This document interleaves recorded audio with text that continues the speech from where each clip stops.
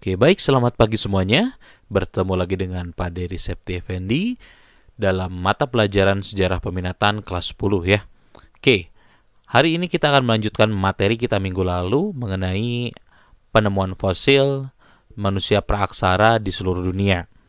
Minggu lalu kita sudah membahas penemuan manusia praaksara yang ada di benua Afrika. Nah, hari ini kita akan lanjutkan kembali dengan penemuan manusia praaksara yang ada di benua Eropa dan juga di benua Asia.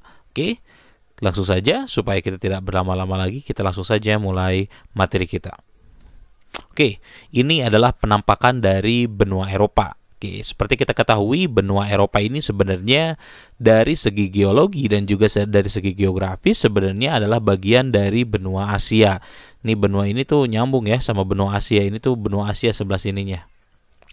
Tapi karena satu dan lain hal, wilayah Eropa ini dibedakan sendiri menjadi benua tersendiri. Mungkin kalian sudah pernah belajar di mata pelajaran IPS di kelas 9 ya tentang kenapa benua Eropa dipisahkan dengan benua Asia gitu ya.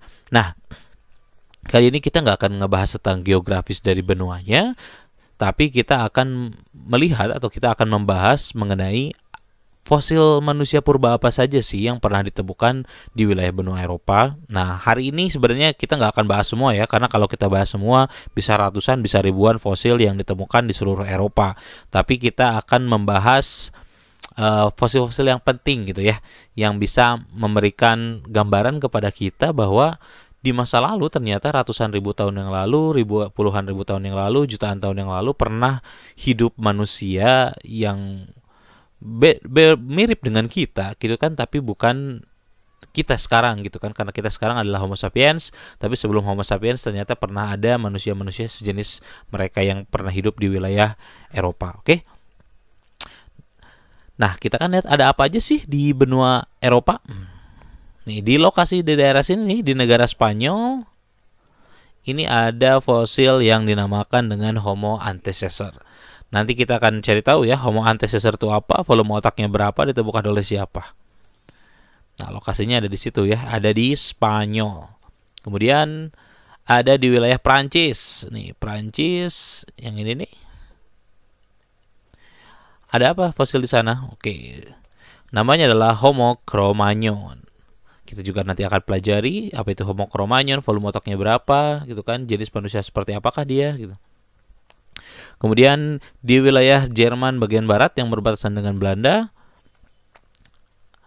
ditemukan juga fosil Homo neanderthalensis. Apa sih Homo neanderthalensis itu? Nanti kita akan pelajari ya.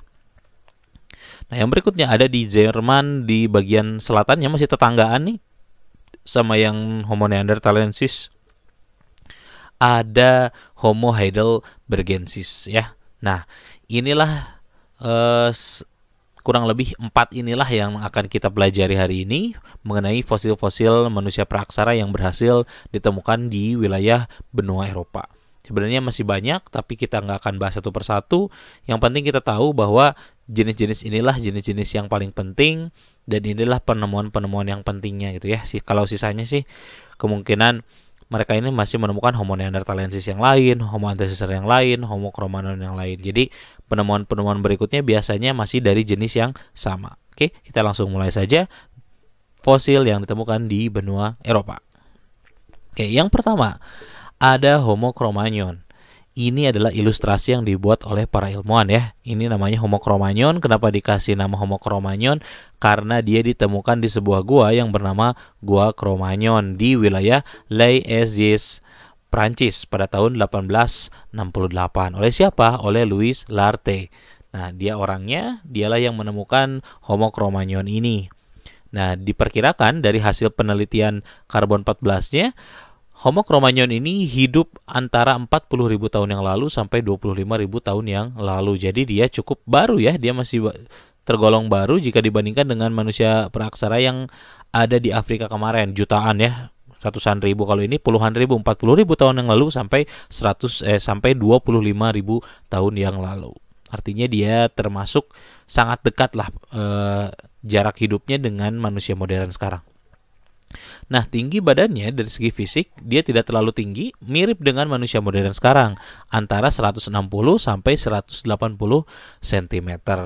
Dan ciri fisiknya dia juga sudah sangat tegak, mirip dengan manusia modern sekarang. Bahkan volume otaknya dia ini rata-rata 1400 sampai 1500 cc. Artinya ini sudah sama, bahkan melebihi dari volume otak manusia modern. Nah, makanya banyak yang bilang kemungkinan besar Homo cro-magnon ini bukan manusia primitif, tapi dia ini adalah manusia yang juga menguasai banyak teknologi.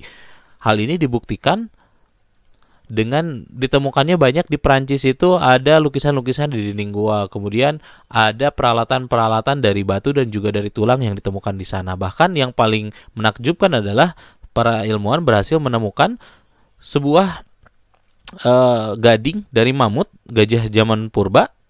Ini diukir dan membentuk wajah dari orang-orang Cro-Magnon ini, sehingga kita bisa tahu orang Cro-Magnon itu kayak gimana sih hidungnya, bibirnya, matanya gitu ya. Nah, kita dapat dari hasil karya seni yang dibikin oleh orang-orang Homo cro-magnon ini. Ya, dari segi tengkoraknya juga Cro-Magnon ini sudah mirip dengan manusia modern. Bahkan kalau dilihat dari volume otak ini lebih besar, 1500. Kalau kita rata-rata 1200 sampai 1400 gitu kan. Yang 1500 aja jarang gitu ya. Nah, Homo cro-magnon ini 1400 sampai 1500 kebanyakan ya. Oke, itu secara singkat tentang Homo cro-magnon. Jadi Homo cro-magnon ini jarak hidupnya cukup singkat, dari 40.000 tahun yang lalu sampai 25.000 tahun yang lalu gitu ya. Dia hidupnya di Eropa. Nah, yang berikutnya ada Homo heidelbergensis. Dikasih nama Homo heidelbergensis ini karena ditemukan oleh ilmuwan-ilmuwan yang berasal dari Universitas Heidelberg, dan memang juga ditemukannya di kota Heidelberg, Jerman, di lembah Maurer lebih tepatnya ya. Nah, pada tahun 1908. Nah, tokoh utama yang menemukan fosil ini adalah dokter Otto Schoetensack. Dia orangnya diperkirakan manusia ini hidup 600 sampai 400 juta tahun yang lalu. Jadi ini lebih tua daripada Homo cro-magnon tadi ya. Ini seniornya kemungkinan besarnya, makanya dari segi fisik ternyata dia masih menampakkan ciri-ciri kera. Dia kayak keningnya tebal sekali gitu kan. Terus bentuk bibirnya agak maju ke depan, terus bentuk hidungnya juga lebar. Nah, ini bentuk tengkorak yang berhasil ditemukan. Nah, diperkirakan tingginya ini atau posturnya ini sebenarnya Homo heidelbergensis ini lebih besar, antara 180 sampai 210 cm. Bahkan di beberapa wilayah di Afrika ditemukan juga beberapa fosil yang mirip dengan Homo heidelbergensis ini, dan ukurannya jauh lebih besar sampai 2,5 meter gitu kan. Jadi raksasa semua, mereka gede-gede. Volume otak mereka ini ada di sekitar 1100 sampai 1400 cc. Itulah Homo heidelbergensis, yang termasuk salah satu fosil yang kalau dilihat dari umurnya ini dia yang salah satu yang paling tua gitu ya. Kalau tadi Homo cro-magnon itu baru di 40 ribuan tahun yang lalu, ini 600 juta tahun yang lalu. Jadi dia cukup senior gitu kan, meskipun ciri keranya masih lebih banyak gitu ya ketimbang yang cro-magnon. Kalau cro-magnon tadi lebih seperti manusia modern. Oke, next ya. Yang berikutnya ada Homo antecessor. Nah, Homo antecessor ini adalah salah satu jenis manusia praaksara yang paling baru ditemukan di Eropa. Ini ditemukan di tahun 1995 oleh trio ya. Bukan trio kuek-kuek, tapi dia adalah trio peneliti. Namanya adalah Adel Carbonell, Juan Luis Arzuaga, Bermúdez de Castro. Mereka semua orang Spanyol. Mereka meneliti dan menemukan sebuah fosil di Atapuerca, di negara Spanyol, di negara mereka sendiri gitu ya. Nah, diperkirakan fosil ini tuh manusia jenis ini tuh hidup antara 1,2 juta tahun yang lalu sampai 800.000 tahun yang lalu. Jadi ini cukup senior juga. Bahkan ada yang bilang dia ini adalah nenek moyangnya dari Homo neanderthalensis dan juga Homo cro-magnon gitu kan, karena memang umurnya lebih tua dan dia lebih sejajarnya sama Homo heidelbergensis dengan Heidel ya, dengan Homo heidelbergensis jarak waktu hidupnya, tapi dia Homo antecessor ini lebih lama. Bahkan ada yang bilang dia Homo antecessor ini adalah manusia yang bermigrasi dari Afrika kemudian masuk ke wilayah Eropa, tapi mereka punah sekitar 800.000 tahun yang lalu. Nah, tinggi mereka ini tidak terlalu besar ya, antara 160 sampai 170 cm. Volume otaknya pun tidak terlalu besar, sekitar 1000 cc gitu ya. Jadi kalau dilihat dari volume otaknya ternyata mereka tidak terlalu cerdas jika dibandingkan dengan Homo cro-magnon gitu ya, karena Homo cro-magnon bahkan volume otaknya lebih dari kita. Ini fosil yang berhasil ditemukannya, agak hancur sih sebenarnya ya. Kita agak sulit untuk mengidentifikasi bentuknya seperti apa, tapi para ahli ini bisa. Oke, itu secara singkat tentang Homo antecessor. Nah, yang berikutnya adalah Homo neanderthalensis. Nah, ini Homo neanderthalensis ini salah satu manusia praaksara yang paling banyak ditemukan di wilayah Eropa nih, dari sini sampai ke Asia Tengah.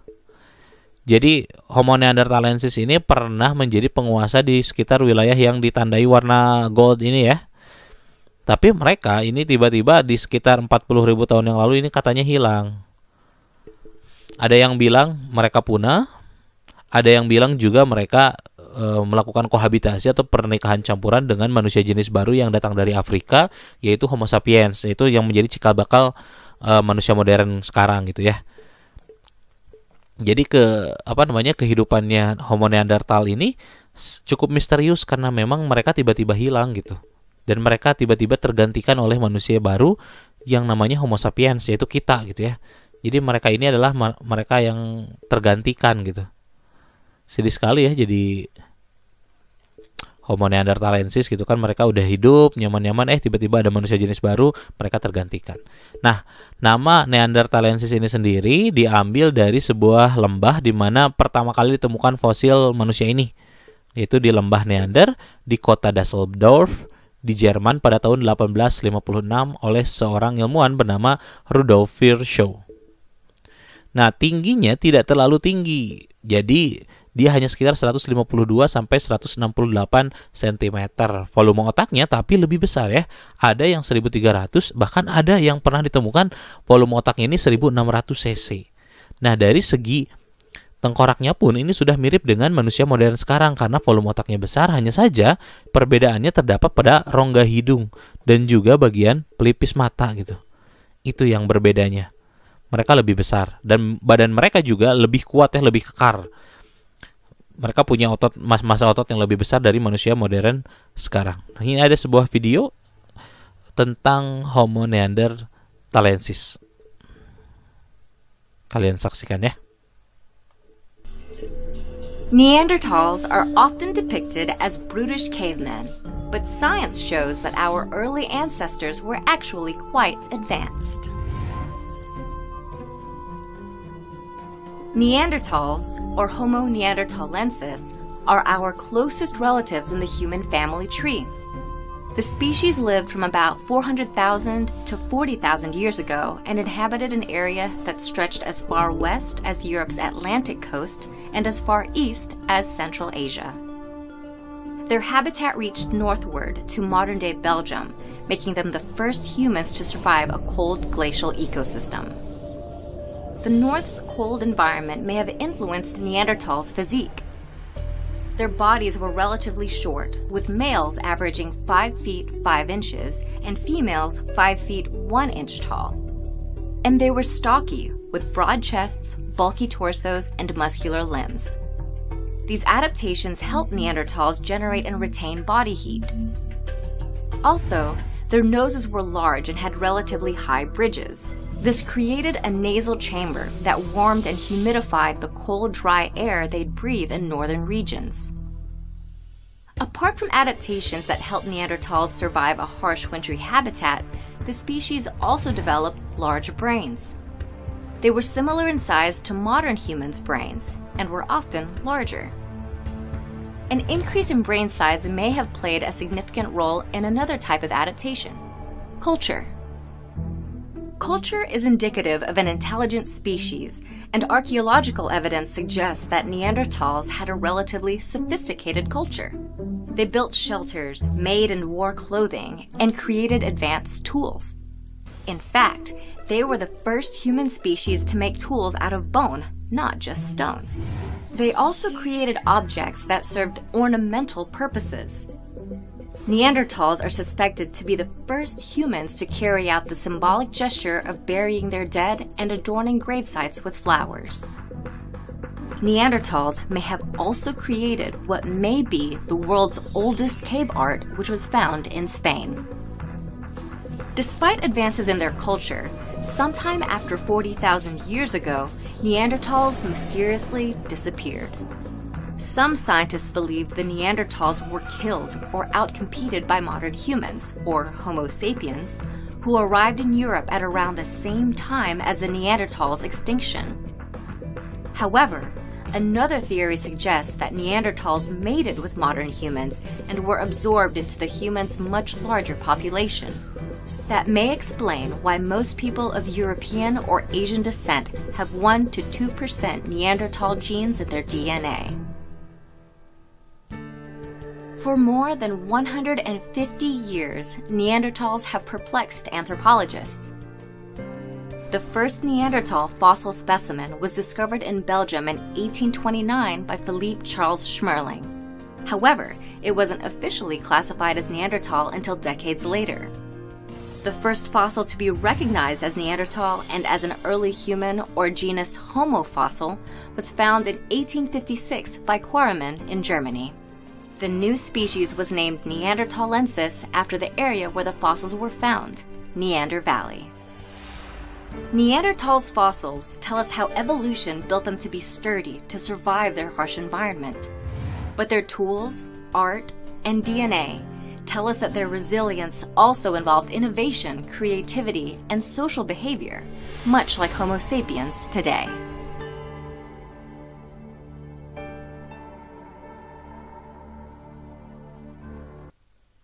Oke, tadi pembahasan mengenai manusia praksara yang ada di Eropa ya. Nah, sekarang kita lanjut nih untuk pembahasan fosil apa aja sih yang terdapat di benua Asia. Jadi kalau tadi kita bahas sebelah sini nih di Eropa, sekarang kita lanjut ke bagian yang lebih besarnya, yaitu bagian di benua Asia. Kita nggak akan terlalu lama bahasnya ya, karena takutnya videonya terlalu panjang, kaliannya juga jadi bosan gitu ya. Oke, kita akan lanjut. Ada apa aja sih di benua Asia, di benua terbesar di dunia, bahkan benua paling paling padat juga penduduknya ya sekarang dari jenis Homo sapiensnya ya, karena memang manusia-manusia praksara udah nggak ada yang hidup lagi, meskipun tadi kata di video katanya 1-2% orang-orang di Eropa dan juga Asia memiliki DNA dari Homo Neanderthal gitu kan, tapi kebanyakan kita kan Homo sapiens ya. Nah, kita kan lihat ada di wilayah sebelah barat, di wilayah negara Irak, itu ada fosil manusia Sanidar. Oke, kita akan pelajari itu. Terus di wilayah timur, di wilayah Tiongkok, di sekitar kota Beijing, ada namanya Sinanthropus pekinensis. Oke, kita lihat ada apa lagi? Wah, ada di Indonesia ternyata ya. Nah, di Indonesia itu ada cukup banyak fosil yang berhasil ditemukan. Bahkan yang kita bahas hari ini di benua Asia, itu mayoritas semuanya ada di Indonesia. Makanya kita sudah mungkin tidak asing lagi ya mendengar nama-nama yang akan kita bahas hari ini. Ada namanya Meganthropus paleojavanicus di Pulau Jawa, di sekitar wilayah Sangiran di Kabupaten Sragen, Jawa Tengah. Kemudian ada juga Homo wajakensis yang ditemukan di sekitar desa Wajak di Jawa Timur. Oke, kemudian ada lagi Pithecanthropus erectus yang ditemukan di sekitar wilayah Trinil di Jawa Timur juga. Kemudian ada di Pulau Flores, ada yang namanya Homo floresiensis. Nah, ini adalah fosil-fosil manusia praksara yang akan kita bahas di benua Asia. Sebenarnya masih banyak, tapi inilah fosil-fosil yang penting dan juga fosil-fosil yang unik gitu ya, karena memang beberapa di antaranya di negara-negara lain banyak juga ditemukan, tapi fosilnya itu mirip-mirip dengan fosil yang kita bahas sekarang gitu ya. Jadi tidak terlalu mencengangkan gitu ya penemuannya, karena memang jenisnya masih itu-itu aja. Nah, perlu saya jelaskan juga nih mengenai penemuan fosil. Ini seperti kita ketahui, manusia zaman praaksara dulu, mereka ini mengutamakan wilayah-wilayah yang subur ya untuk mereka hidup ya. Selain subur, pasti ada dekat dengan sumber air, ada juga sumber makanan, ada hewan-hewan, kemudian ada tumbuh-tumbuhan dan lain-lain. Nah, kalau kita lihat dari segi lokasi penemuannya, ini tidak ada penemuan manusia praaksara yang ditemukan lebih utara dari garis ini. Karena memang di zaman dulu garis ini tuh ini sangat dingin karena ini sangat dekat dengan kutub dan ini tidak ideal untuk hidup manusia. Makanya kebanyakan itu hidup di daerah selatan 9 derajat lintang utara sampai 9 derajat lintang selatan. Itulah lokasi biasanya tempat penemuan dari manusia praaksara. Dan ini juga lah yang menyebabkan nanti kenapa kok di Indonesia banyak banget sih ditemukan fosil manusia praaksara. Karena memang Indonesia ada di wilayah Katulistiwa, dan Katulistiwa waktu itu adalah wilayah yang paling ideal untuk manusia praaksara hidup, karena memang pada saat zaman es ketika semuanya membeku nih, ini semua membeku, wilayah Katulistiwa, wilayah Nusantara ini nggak membeku, justru tetap subur, dan mereka kebanyakan nanti hidup di daerah sini. Makanya kita yang tinggal di Indonesia sebenarnya kalau mau meneliti bisa menemukan banyak sekali fosil manusia praaksara. Tapi itu tergantung kitanya juga ya, kitanya mau atau enggak gitu kan. Kebanyakan orang Indonesia mah nggak peduli gitu ya. Oke, kita mulai saja supaya tidak berlama-lama, sudah durasinya udah hampir 20 menit lebih nih. Oke ya, kita mulai yang pertama. Yang pertama adalah Meganthropus paleojavanicus. Oke, nama fosil ini sudah sangat terkenal, sudah sangat sering kita pelajari. Nama Meganthropus ini diambil dari kata mega artinya besar, anthropus artinya manusia, paleo artinya tua, javanicus artinya pulau Jawa. Jadi Meganthropus paleojavanicus itu punya arti adalah manusia terbesar yang tertua berasal dari Pulau Jawa. Nah, kenapa dinamain kayak gitu? Karena memang ditemukannya di Pulau Jawa, tepatnya di wilayah Sangiran, Kabupaten Sragen, Jawa Tengah, wilayah Indonesia pada tahun 1941 oleh seorang ilmuwan bernama Ralph von Koningswald. Dia adalah ilmuwan Belanda, blasteran Jerman gitu ya. Dia datang ke Indonesia karena memang dia punya akses waktu itu, karena Indonesia waktu itu masih dijajah sama Belanda. Nah, perlu kalian ketahui juga, von Koningswald ini awalnya dia kerja di Museum Geologi yang ada di Bandung ya. Nah, diperkirakan manusia jenis ini tuh hidup 2 sampai 1 juta tahun yang lalu. Jadi sudah cukup senior ya dia. Meskipun banyak yang bilang juga di mereka ini bukan jenis manusia gitu, masih lebih dekat ke jenis kera gitu ya. Makanya meskipun dia cukup tua, tidak banyak yang menyebutkan ini adalah nenek moyang dari Homo sapiens atau manusia modern sekarang.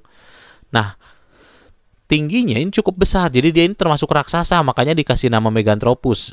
Tingginya itu sekitar 190 cm sampai 250 cm, bahkan ada yang sampai 3 meter ya tingginya. Jadi dia cukup besar, tapi meskipun dia besar, dia bukan pemakan daging, dia adalah pemakan tumbuhan. Dan yang mencengangkan, volume otaknya ini nggak lebih dari 900 cc. Karena memang, jadi kelihatannya dia gede gitu kan, tapi nggak nyeremin gitu, karena memang otaknya kecil. Jadi dia bukan makhluk yang buas gitu di saat itu ya. Itu mengenai Meganthropus paleojavanicus. Kalau kalian mau lihat fosil ini, kalian bisa datang ke museum yang ada di Sangiran. Di Sangiran itu salah satu tempat yang paling lengkap ditemukan fosil-fosil manusia purba. Kalau biasanya kalau KBM saya suka tunjukin, soalnya saya punya beberapa fosil juga. Tapi kalau lagi online gini saya nggak bisa tunjukin ya. Oke, next ke manusia yang berikutnya. Nah, yang berikutnya di Indonesia juga ditemukan yang namanya Homo wajakensis. Namanya diambil dari sebuah desa tempat ditemukannya fosil ini. Namanya Desa Wajak di Kabupaten Tulungagung, Jawa Timur, Indonesia. Pada tahun 1889 oleh 2 orang peneliti. Sebenarnya yang pertama kali menemukan adalah Van Richthofen. Kemudian dia lapor ke temannya namanya Eugene Dubois. Nah, Van Richthofen ini dia udah lebih dulu datang ke Indonesia. Dia meneliti fosil-fosil. Nah, kemudian ngasih tahu ke temannya, "Hey Eugene," gitu kan, bukan Eugene Kreb ya. Eugene ini dikasih tahu, dan dia akhirnya tertarik buat datang ke Indonesia. Padahal sebelumnya dia adalah seorang dosen di Amsterdam. Tapi dia mengundurkan diri karena dia saya pengen nyari fosil karena saya ingin membuktikan teori evolusi, katanya gitu dia kasih Eugene ini. Nah, dari hasil penelitiannya, Homo wajakensis ini diperkirakan hidup di antara 1 juta sampai 600.000 tahun yang lalu. Jadi cukup senior. Jadi yang ada di Indonesia ini kebanyakan umurnya tua-tua semua ya, jadi lebih senior daripada yang ditemukan di Eropa. Makanya nanti ada muncul teori bahwa manusia modern yang ada di zaman sekarang itu awalnya dari Nusantara. Minggu depan kita akan belajar tentang teori-teori tersebut ya. Nanti ada teori-teori. Nah, tingginya antara 130 cm sampai 210 cm. Jadi beda-beda ya. Mungkin ini yang 130 yang ditemukannya adalah ukuran anak-anak gitu. Terus volume otaknya juga cukup besar, 1300 cc yang sudah mendekati manusia modern antara 1200 sampai 1400 ya. Nah, ini adalah fosilnya. Tengkoraknya juga sudah mirip dengan jenis manusia modern karena dia memang dari jenis Homo ya. Jadi sudah mirip dengan manusia modern meskipun masih ada beberapa ciri kera yang terlihat.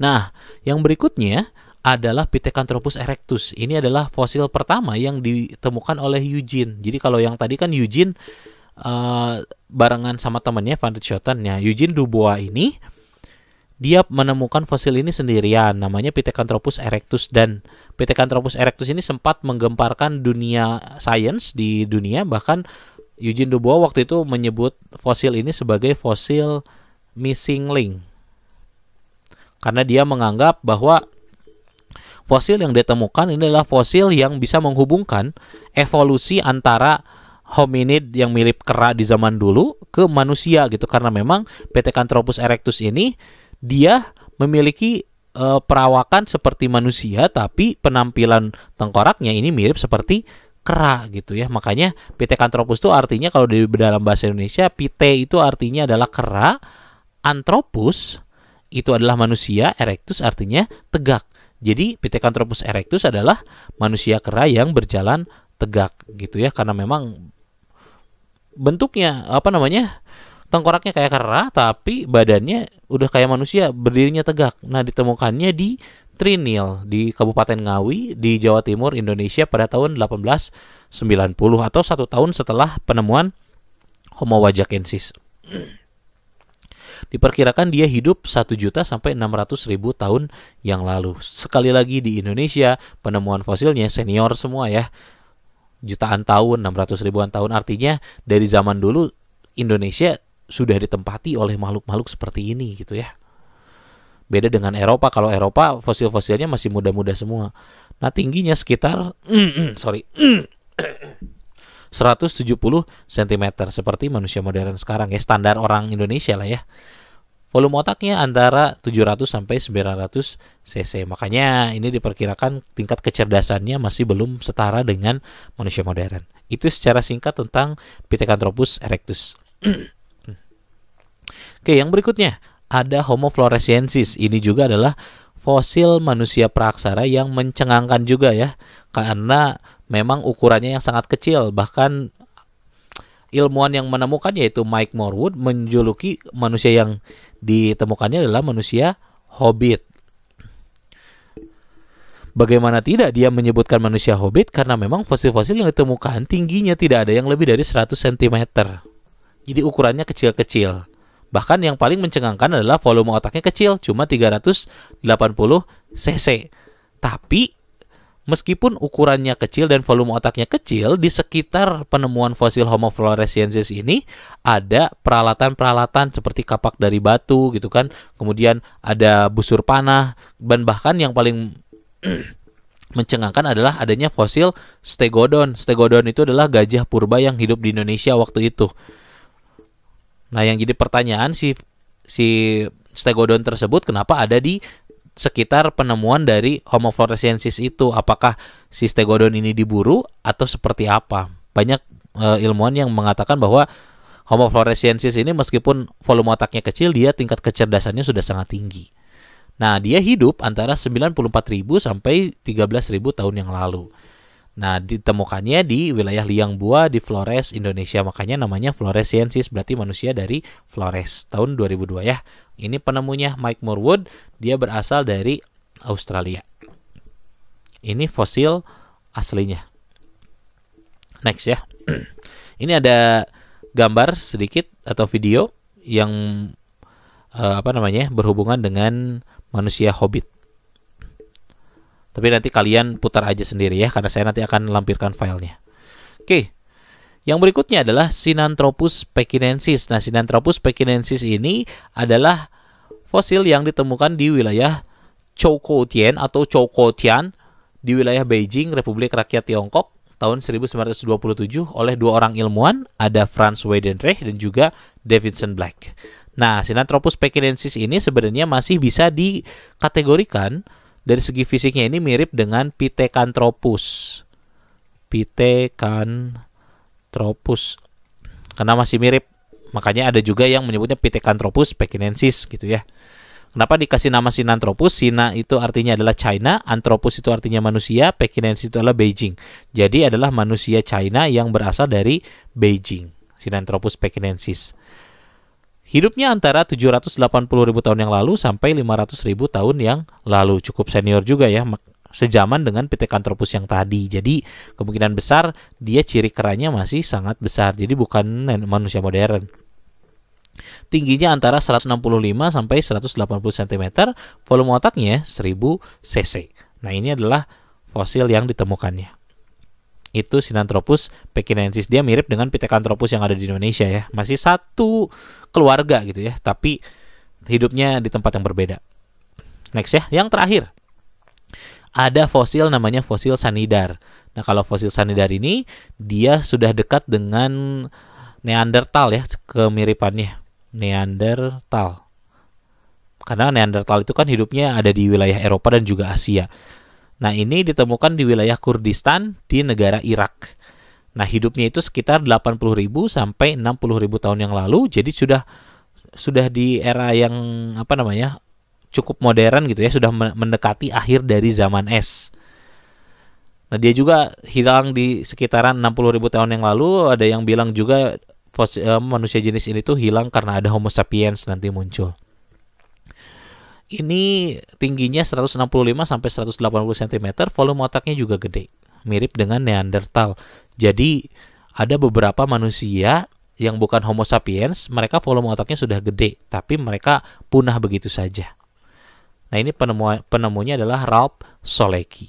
Ini ditemukan di negara Irak. Ini mirip dengan Neandertal. Oke.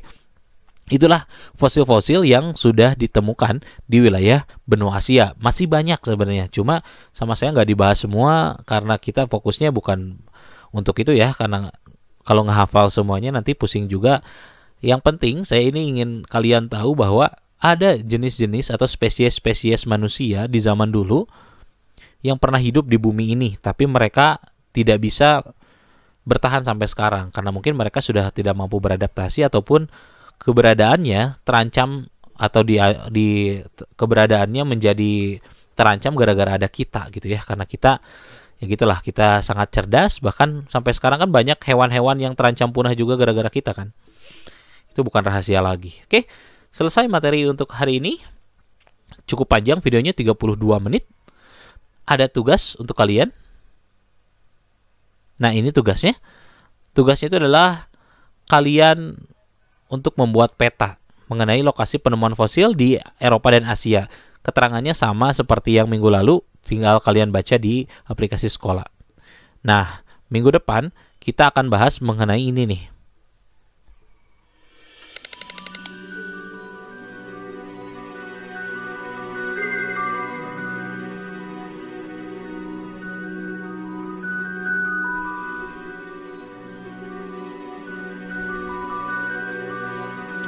Karena minggu ini kita sudah bahas tentang manusia praaksaranya, minggu depan kita sudah akan mulai masuk ke teori-teori persebaran dari Homo sapiens atau manusia modern yang menurunkan kita semua.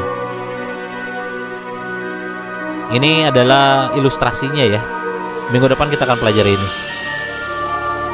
Kenapa sih sekarang misalnya manusia bisa menempati seluruh planet bumi gitu kan, kecuali Antartika gitu kan. Gimana caranya mereka pergi ke sana? Minggu depan kita akan belajar tentang itu.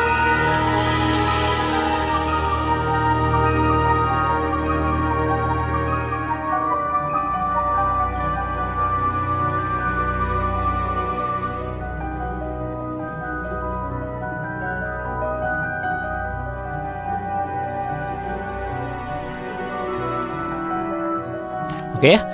Sampai jumpa minggu depan. Semangat terus. Semangat pagi. Semak 2 bisa. Oke ya, saya pamit dulu. Kita akan lanjutkan minggu depan.